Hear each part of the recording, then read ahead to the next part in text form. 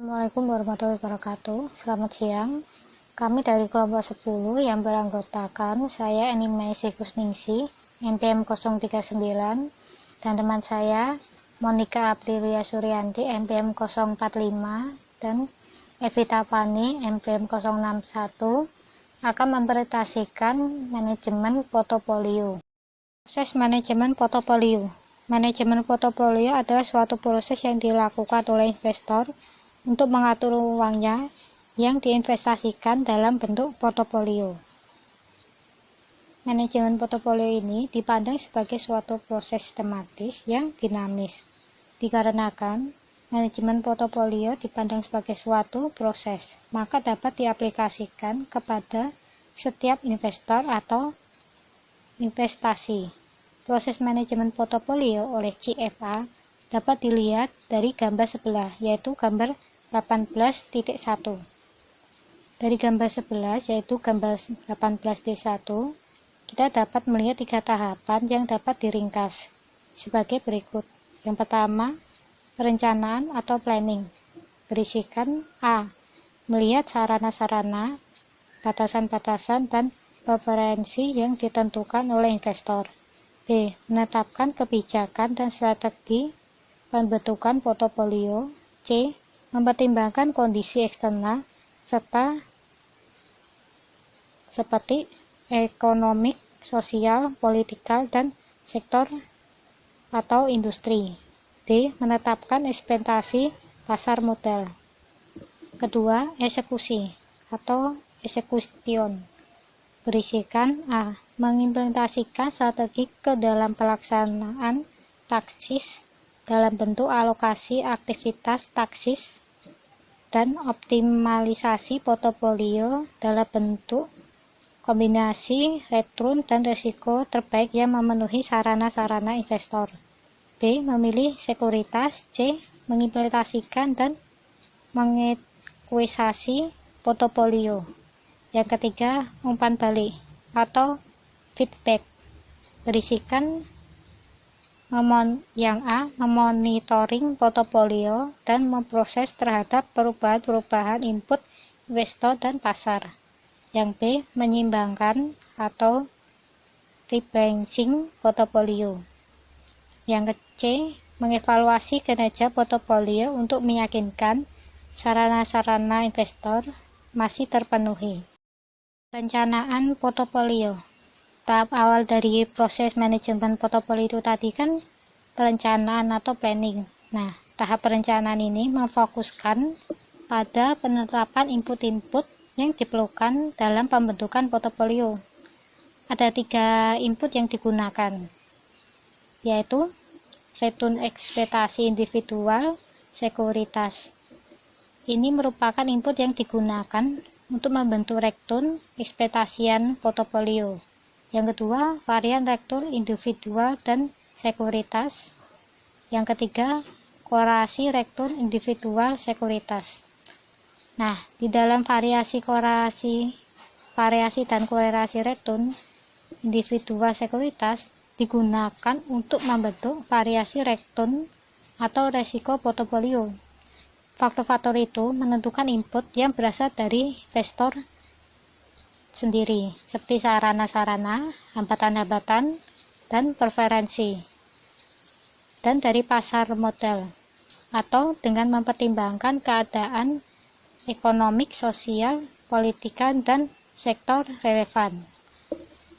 Hasil dari perencanaan ini adalah kebijakan-kebijakan dan strategi portofolio serta ekspektasi pasar yang nantinya dibutuhkan dalam pembentukan portofolio. Sarana investasi investor. Proses manajemen portofolio dimulai dengan sarana-sarana investasi investor.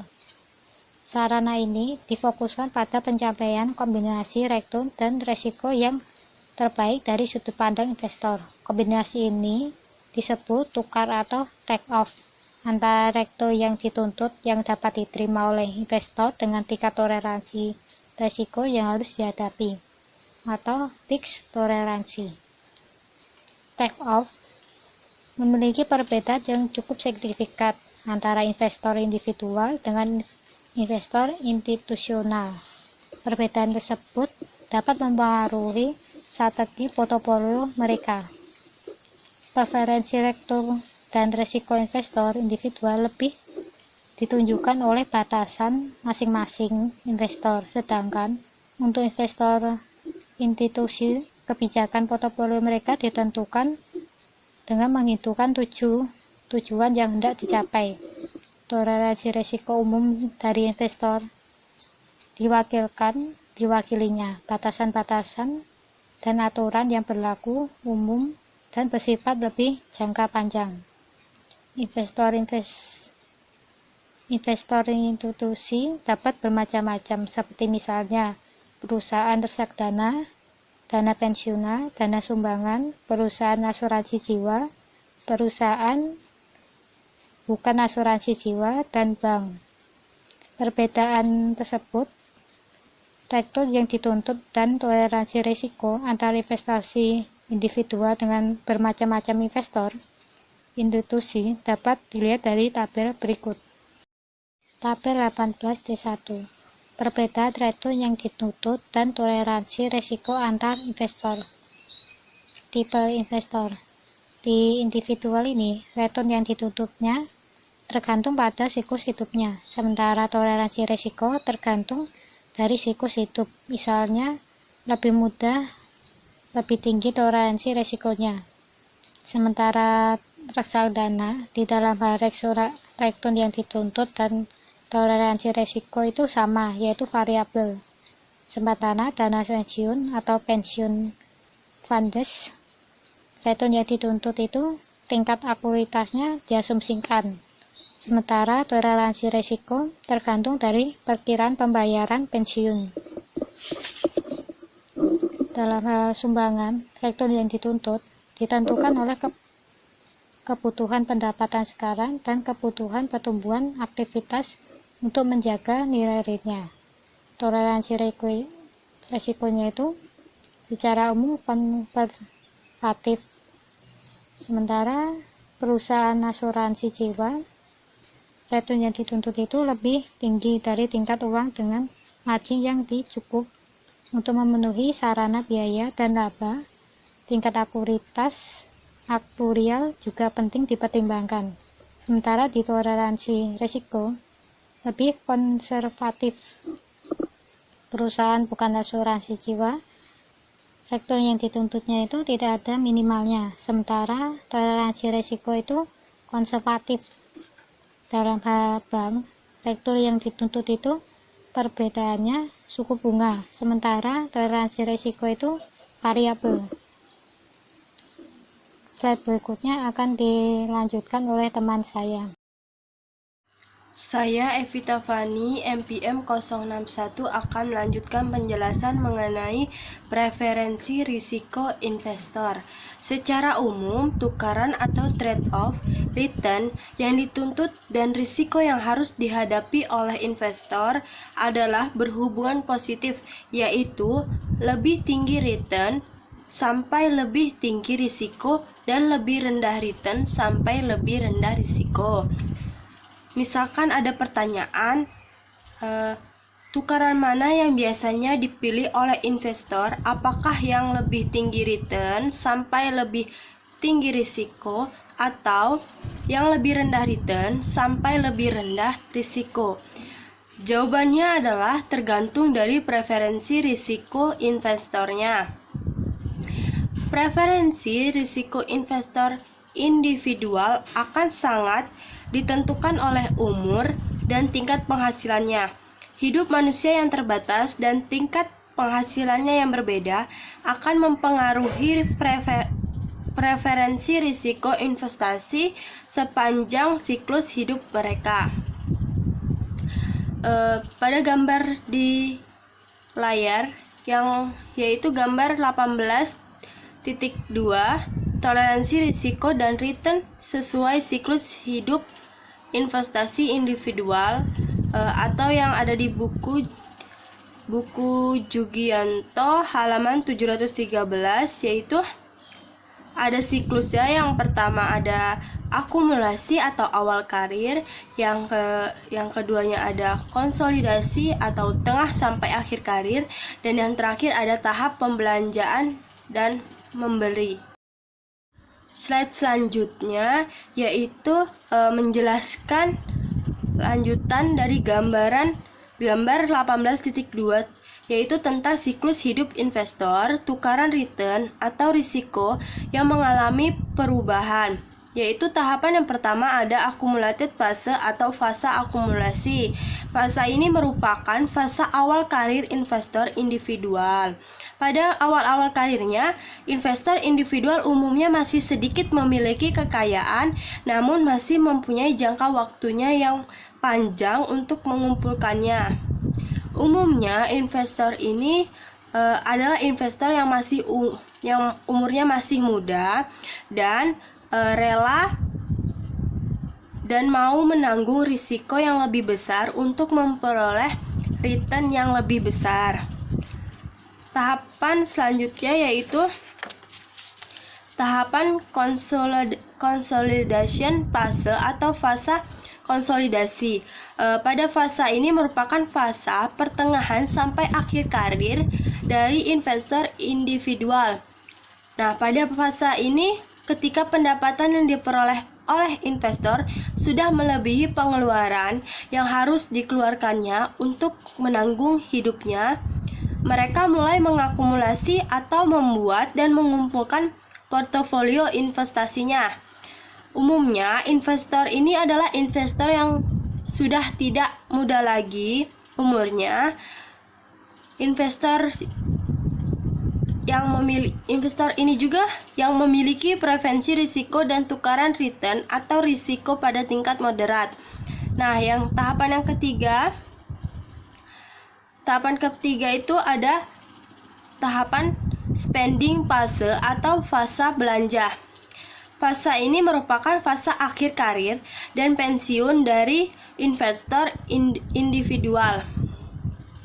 Pada fase ini, biaya hidup investor sudah dapat ditutup dari investasi portofolio yang telah diakumulasi sebelumnya, bukannya dari pendapatan yang diterima yang sudah mulai menurun. Umumnya, investor ini adalah investor yang sudah tua dan pensiun. Investor seperti ini melakukan investasi yang aman karena sangat menggantungkan hasil dari investasinya untuk menanggung biaya hidupnya, sehingga tukaran return atau risikonya berada di tingkat rendah, yaitu akan memilih investasi dengan risiko yang lebih rendah walaupun hanya memperoleh return yang lebih kecil. Nah, tahapan ketiga juga ada yang namanya fase memberi atau gifting fase. Fase ini merupakan fase akhir dari umur hidup investor. Pada fase ini tukaran return atau risiko investor berada di tingkat yang sama dengan tukaran return risiko di fase belanja. Dari preferensi risikonya, investor dapat juga dikelompokkan pada kelompok investor penolak risiko, investor risiko netral, dan investor risiko penerima risiko, dan investor penerima risiko. Kelompok investor berdasarkan preferensi risikonya dapat juga dikelompokkan menjadi investor agresif, investor moderat, dan investor konservatif. Selanjutnya yaitu tabel 18.2 kelompok investor berdasarkan preferensi risikonya, yaitu ada 3 kelompok. Kelompok 1, kelompok 2, dan kelompok 3 berdasarkan umurnya. Kalau kelompok 1 yaitu muda, kelompok 2 nya setengah tua, dan kelompok 3 nya yaitu tua. Nah, untuk karirnya, kalau kelompok 1 awal karir, kelompok 2 nya pertengahan sampai akhir karir, dan yang ketiganya pensiun. Nah, untuk siklus hidupnya, kelompok 1 yaitu fase akumulasinya, dan kelompok 2 yaitu fase konsolidasi, dan kelompok 3 yaitu fase belanja dan fase memberi. Nah, untuk yang tukaran return atau risikonya, kelompok 1 yaitu return lebih besar, risiko lebih besar lebih besar return dan lebih besar risikonya. Nah, untuk kelompok 2 yaitu tukaran return, risiko pada tingkat moderat. Nah, untuk yang kelompok 3 risiko lebih rendah dan returnnya juga lebih rendah. Tingkat aversi. Pada kelompok 1, investor penerima risiko, dan kelompok 2, investor risiko netral, dan kelompok 3, investor penolak risiko. Yaitu yang terakhir ada keagresifannya. Kelompok 1, investor agresif, kelompok 2, investor moderat, dan yang ketiga, kelompok ketiga, investor konservatif. Nah, tingkat toleransi atau preferensi risiko investor individual dapat juga ditentukan dengan memberikan pertanyaan-pertanyaan kepada mereka. Salah satu kuesioner yang dapat digunakan adalah yang bersumber dari Sekuritas Industri and Financial Markets Association dalam Body et al. 2009. Seperti pada tabel 18.3 di buku Jugianto halaman 716, yaitu tabel kuesioner menentukan toleransi risiko investor. Nah, di situ ada misalkan ada 7 pertanyaan. Misalkan pertanyaan pertama, saya berencana menggunakan uang saya untuk berinvestasi. Nah, dalam memilih jawaban, masing-masing mempunyai koin tersendiri. Misalkan saya berencana menggunakan uang saya untuk berinvestasi antara 3 sampai 6 tahun mendatang. Jawaban saya yaitu antara 3 sampai 6 tahun yang mendatang, maka saya mendapatkan 3 poin. Nah, untuk pertanyaan keduanya saya menjawab juga yang 3 poin. Dan untuk selanjutnya juga saya menjawab yang 3 poin. Berarti skor saya totalnya ada 21 poin. Nah, untuk menentukan toleransi risiko investor yang mana yang sesuai dengan poin yang kita dapatkan tadi, yaitu sesuai dengan, karena tadi kita menjawab 21 poin, maka kita masuk ke yaitu skor 20 sampai 24, yaitu toleransi risiko investor agresif di atas rata-rata. Dan misalkan kita mendapatkan skor 25 sampai 28 poin, toleransi risikonya yaitu investor agresif, dan untuk 15 sampai 19 poin maka investor moderat, dan 10 sampai 14 yaitu toleransi risiko investor konservatif, dan skornya kurang dari 10 poin maka toleransi risikonya yaitu investor sangat konservatif. Selanjutnya, batasan-batasan investasi investor. Yang pertama ada likuiditas. Likuiditas berhubungan dengan kecepatan suatu aktiva dijual dengan harga yang wajar. Aktiva yang tidak likuid akan dijual dengan nilai diskon jika harus dijual dengan segera untuk menarik minat pembeli. Investor perlu mempertimbangkan bagian portofolio yang minimal yang liquid agar segera dapat dicairkan menjadi uang untuk berjaga-jaga terhadap kejadian tak terduga yang membutuhkan dana dengan segera. Yang kedua ada ketersediaan aktiva. Ketersediaan aktiva berlawanan dengan likuiditas. Jika likuiditas adalah kemudahan dan kecepatan menjual, maka ketersediaan aktiva lebih ke kemudahan dan kecepatan membeli suatu aktiva. Dan yang ketiga ada horizon investasi. Horizon investasi berhubungan dengan lama waktu investasi untuk keperluan lain oleh investor.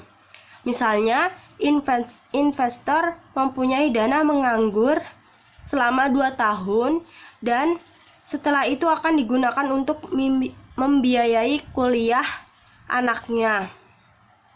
Maka horizon investasinya adalah 2 tahun. Horizon investasi perlu diperhatikan dalam memilih beberapa aktiva dengan waktu jatuh tempo yang berbeda-beda, misalnya pada aktiva obligasi. Selanjutnya, peraturan-peraturan. Investor institusional umumnya terikat dengan berbagai peraturan dalam pembentukan portofolionya. Dana pensiun misalnya dilarang menginvestasikan seluruh dana nasabahnya pada saham, melainkan dibatasi oleh proporsi tertentu. Selanjutnya ada pajak. Investor adalah subjek pajak, dan kebijakan investasi dapat diarahkan untuk menciptakan return yang baik dengan pajak yang minimal. Reksadana di Indonesia masih bebas pajak dan dapat menjadi pertimbangan untuk portofolio investasi. Dan yang terakhir ada kebutuhan unik. Kebutuhan yang unik dapat terjadi karena preferensi dan usia mereka yang berbeda. Kultur yang berbeda, pekerjaan yang berbeda, lingkungan yang berbeda, regulasi yang berbeda.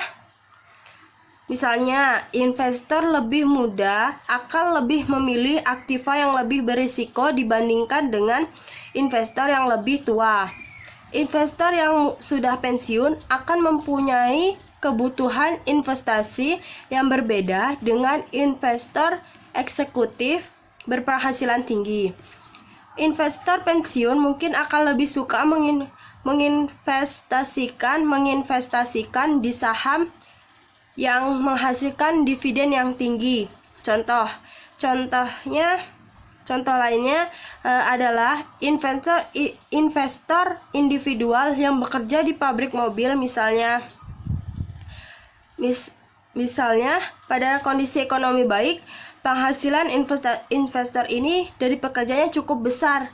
Dan untuk mengantisipasi kondisi ekonomi yang kurang baik, ketika penjualan mobil menurun dan penghasilan investor dari pekerjaan juga menurun, maka investor perlu menginvestasikan dananya ke aktiva di industri yang kinerja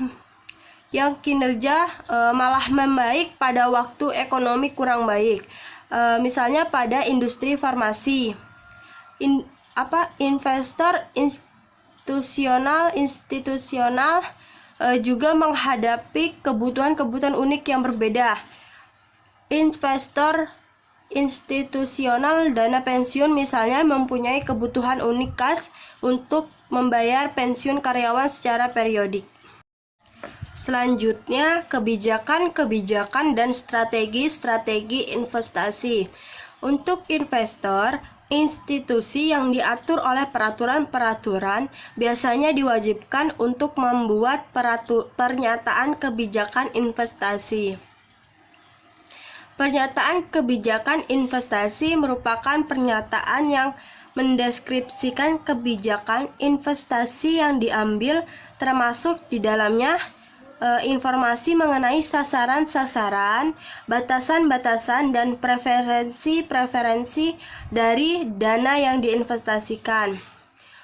Contoh suatu pernyataan kebijakan investasi suatu reksadana yaitu tujuan utama dari reksadana adalah untuk menyediakan return optimal dari investasi jangka panjang melalui investasi utama di saham-saham yang jualan produknya di pasar lokal. Kebijakan dilakukan untuk mengurangi efek globalisasi yang merupakan risiko yang tidak mudah diantisipasi tetapi harus ditangani dengan baik. Pemilihan saham-saham juga memperhatikan likuiditas yang melekat karena sasaran pembeli reksadana adalah orang tua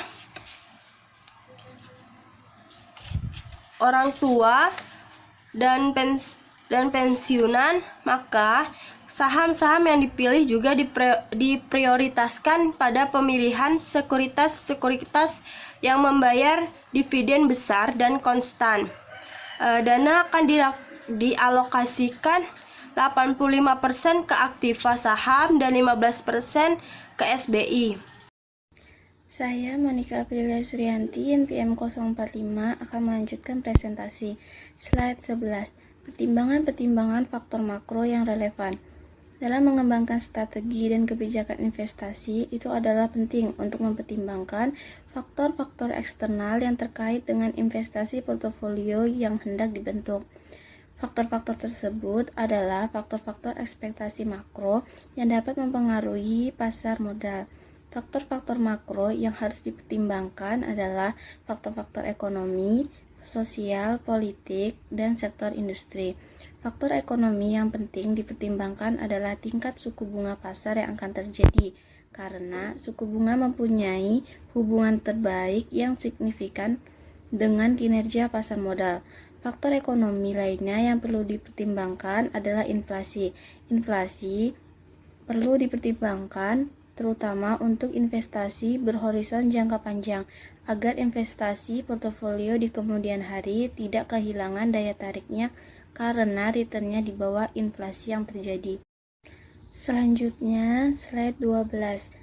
Menentukan ekspektasi pasar modal. Hasil pertimbangan faktor-faktor makro, yaitu faktor ekonomi, sosial, politik, serta sektor industri, dapat dilanjutkan untuk menentukan ekspektasi pasar modal. Penentuan ekspektasi pasar modal adalah mengekspektasi kondisi pasar modal di masa depan yang harus sudah dipersiapkan sedini mungkin. Misalnya, mengekspektasi return ekspektasian dari masing-masing sekuritas yang akan dimasukkan ke dalam portofolio. Contoh lainnya adalah mengekspektasi kinerja pasar modal di masa depan, apakah masih bullish atau akan berubah menjadi bearish. Menentukan ekspektasi pasar modal ini merupakan hal yang penting, karena jika salah akan mengakibat fatal di kinerja portofolionya. Menentukan ekspektasi pasar modal ini juga akan menentukan pilihan sekuritas yang akan dimasukkan ke portofolio. Misalnya, diekspektasikan bahwa pasar modal akan tetap dalam kondisi bullish di masa depan, maka dapat dipilih sekuritas-sekuritas yang mempunyai beta tinggi atau nilainya lebih besar dari 1 untuk portofolionya. Karena jika nantinya kinerja pasar modal benar meningkat, maka kinerja sekuritas-sekuritas tersebut akan meningkat lebih besar dibandingkan dengan peningkatan kinerja pasarnya. Sebaliknya, jika diekspektasikan bahwa pasar modal akan dalam kondisi bearish di masa depan, maka dapat dipilih sekuritas-sekuritas yang mempunyai beta rendah atau lebih kecil dari nilai 1 untuk portofolionya. Karena jika nantinya kinerja pasar modal menurun, maka kinerja sekuritas tersebut akan menurun lebih kecil dibandingkan dengan penurunan kinerja pasarnya. Selanjutnya, slide 13. Eksekusi portofolio. Berdasarkan kebijakan dan strategi yang telah dibuat dan ekspektasi pasar modal, tahap selanjutnya adalah mengeksekusi portofolionya. Mengeksekusi portofolio berarti membuat portofolionya jika portofolio masih belum dibuat dan merevisinya di kemudian hari berdasarkan umpan balik yang diterima. Beberapa tahapan dalam mengeksekusi portofolio, diantaranya yang pertama ada alokasi aktiva. Alokasi aktiva terkait dengan keputusan untuk membagi dana yang ada ke beberapa jenis investasi yang dapat dimasukkan ke dalam portofolio. Alokasi aktiva akan sangat tergantung pada faktor-faktor yang telah dibahas sebelumnya. Umumnya untuk investasi keuangan, dana dialokasikan pada 3 tipe aktiva, yakni saham, obligasi, dan instrumen pasar modal. Alokasi aktiva merupakan keputusan investasi yang sangat penting, mengingat kombinasi aktiva inilah yang akan menghasilkan return dan risiko dari portofolio. Umumnya, strategi alokasi aktiva didasari pada preferensi dan karakteristik investor. Pada dasarnya, strategi alokasi aktiva dibagi menjadi 2, yaitu agresif atau return dan risiko yang tinggi, dan konservatif atau return dan risiko yang rendah. Alokasi aset perlu dilakukan dan direvisi setiap saat. Untuk alokasi aktiva strategi, biasanya alokasi aktiva dilakukan sekali tiap beberapa tahun. untuk keputusan jangka panjang. Untuk alokasi aktiva taktikal, alokasi aktiva dilakukan secara rutin untuk merespon kejadian-kejadian tertentu. Kedua, optimisasi portofolio. Optimisasi portofolio terkait dengan pemilihan portofolio yang dapat memberikan hasil yang terbaik. Ketiga, pemilihan sekuritas. Keempat, implementasi dan eksekusi portofolio. Hasil dari optimisasi portofolio akan didapatkan kombinasi yang optimal dari sekuritas-sekuritas yang membentuk portofolio. Kombinasi optimal ini menunjukkan macam-macam sekuritas yang harus dibeli atau dijual pendek, beserta proporsinya masing-masing. Setelah diketahui macam sekuritas dan proporsinya masing-masing, maka portofolio ini perlu diimplementasikan dan dieksekusi, yaitu membeli atau menjual masing-masing sekuritas tersebut. Selanjutnya, slide 14, umpan balik portofolio. Proses ini yang membedakan antara manajemen portofolio dengan hanya sekedar membuat portofolio.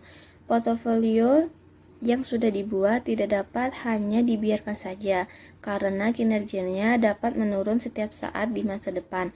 Kondisi pasar yang jelek misalnya akan dapat menurunkan kinerja portofolio.